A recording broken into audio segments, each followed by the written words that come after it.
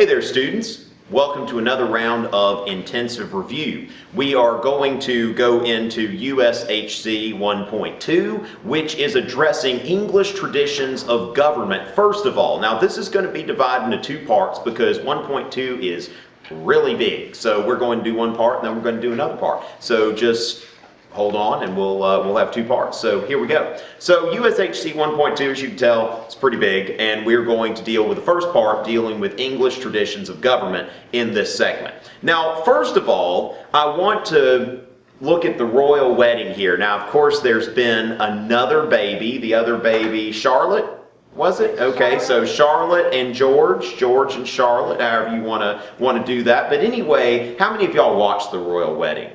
All right, you should be raising hands in the online audience as well. Okay, some of y'all, you're all familiar with the royal wedding, right? Okay, royal wedding. And now they've got two kids. I mean, just like, wow. All right, now, what about this guy? All right, now we all know this guy. We all know who? Prince Harry. We all know Prince Harry. And we all know Prince Harry because he is present on tabloids. Now, I saw an interview that he did. He was actually saying that he's about ready to settle down. He's just got to find the right woman. All right, and it looks like Haley's very hopeful about that. All right, so we got you just very eagerly nodding her head. But he says, I'm tired of being the tabloid guy. That's not really kind of what I want to do. I want somebody to travel around with, settle down with, have kids. I think he just turned 30 or something like that. But the thing is, we see that the British royals really have very little to do. Like when you think about a king or a queen or something like that, you don't really think of this. It's just really one of those things that, why don't they do anything? Why don't they govern? Well, there's a reason for that. Because other monarchs in British history have had a chance and they screwed it up pretty bad. All right, so let's keep in mind, first of all, that constitutional government is limited government. All right, so when we say a constitution, that we have one, we mean that we have a document that outlines a plan for government and limits the government. Now, it doesn't have to be written. The British don't have a written constitution, but at the same time, they do have a tradition of limited government. And Thomas Jefferson, in talking about the Constitution, when he was writing his Kentucky Resolution, he said, "In questions of power, then, let no more be heard of confidence in man, but bind him down with the chains of the Constitution." Bind him down with the chains of the Constitution. And this is how Jefferson saw a constitution, that we are binding the government. And this is a tradition that comes from England. Now, when you look at Robin Hood, okay, now we've all heard the Robin Hood story. We've either seen the Russell Crowe version or else maybe we've seen the cartoon version. Any of you watch the cartoon with the fox and all of that kind of stuff? Oh, it was so fun. I used to watch that all the time when I was little. Now, Robin Hood is set during the reign of King John, who was a notoriously bad king, and the king who signed the Magna Carta in 1215. Now, the Magna Carta is Latin for Great Charter. And what this did is it put forward this tradition of limited government and expressed individual rights. Now, specifically in the area of taxation by consent, which meant that the king couldn't just say that, okay, I'm going to tax you, that he had to get permission from the nobles and the church. And this kind of sets forth the rule of law. Bless you. That we have a government of law, not a government by a king who does whatever he wants. And also guaranteed jury trials. So there are a lot of things that we have in the United States today that have their source in the Magna Carta 800 years ago at the time of this recording. And then the Magna Carta is eventually institutionalized in the form of Parliament. And the Parliament is a representative body, and checking the monarch's power, really with the power of the purse. That any time the monarch wants to tax, he would have to get the permission of Parliament. Yeah, a little bad clip art animation there. Don't do that. But this one's a few years old. Now, Queen Elizabeth I died in 1603. She died without an heir. And the Stuarts came in, all right? The Stuarts came in, James I, Charles I, Charles II, James II, unlikely to appear by name on the EOC, but you want to keep in mind that this was a period where the English monarchs tried to impose absolute government on them. And they didn't have traditions of absolute government. They had traditions of constitutional government.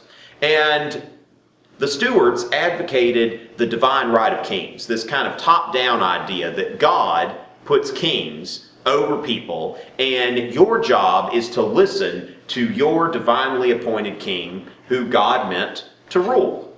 And the English eventually reject this, and they cut off the head of their king, Charles I, in 1649. This sets a pretty strong message, all right? Sends a strong message to future monarchs that if you don't cooperate with Parliament and you try to rule without Parliament, we'll cut your head off. Seriously. True story. And so the divine right of kings, this is something that is going to be thoroughly rejected by the English. And the Glorious Revolution happens in 1688. Now this one, within about 30 to 40 years, James II, who was Charles I's son, he is run off by Parliament. Now, he was an unpopular papist, as they said. The English had a tradition of anti-Catholic bigotry, which of course we see in the United States as we go through this review. We'll see in the form of the Ku Klux Klan in the 1920s and a lot of nativist sentiment, anti-Irish sentiment in the antebellum period. But he's run off by Parliament and he leaves with minimal bloodshed. This says no bloodshed, but it's kind of comparatively little. They call it the Glorious and Bloodless Revolution. Not quite bloodless, but at least in England it was bloodless. All right, so keep that in mind. The Glorious Revolution happened, and the English want a monarch who will sit down, shut up, let Parliament take care of the governing. All right, go get married. Go have babies, one after another. Go be in a tabloid or something like that. Go to Vegas and then go be a military hero or something like that. We don't care what you do. Just don't govern. All right, leave that to Parliament. And the English Bill of Rights is signed by William and Mary. It's very easy to remember because you've got a college in Virginia named for William and Mary. William of Orange and Mary Stuart, who was James II's daughter. And the English Bill of Rights sets the precedent of parliamentary supremacy, where the king's executive power was limited, that there would be free and frequent elections. Keep in mind, before the English Bill of Rights, the monarch decided when there would be elections to Parliament, when Parliament would convene. But this said that there will be frequent and regular elections, and they will be free elections without the meddling of the monarch. Taxation by consent. Now, it also said that there will never be a Catholic monarch in England. And then you proceed to the Declaration of Rights, where we see a lot of things appear here that also appear in our Bill of Rights, such as the guarantee of freedom of speech and the right to petition, your basic First Amendment rights.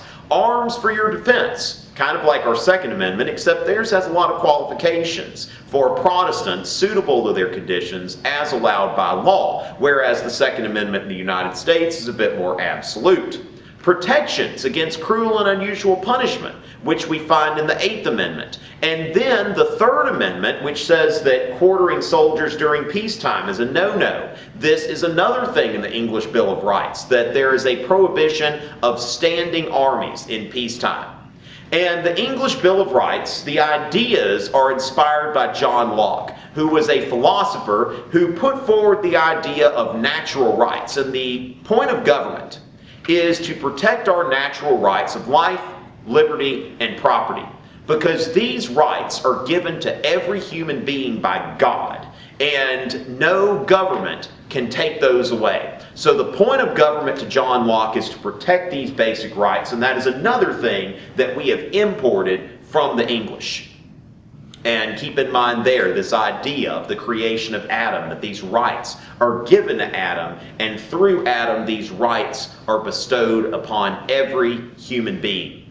And Locke had other values as well, the value of religious toleration, which we will see enshrined in American culture in the wake of the American Revolution. Also the idea of the consent of the governed, that government is only legitimate if it has the consent of the people. And then that implies the right of revolution, that if a government ceases to have the consent of the people, then the people have a right to, as Jefferson will say, alter or abolish that government.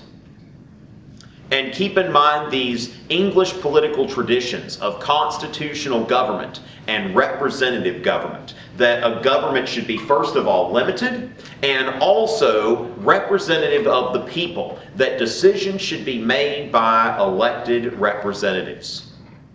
And of course, as we said earlier, this takes the form of town meetings in New England, and also the House of Burgesses in Virginia, that every colony is going to have its own colonial representative assembly.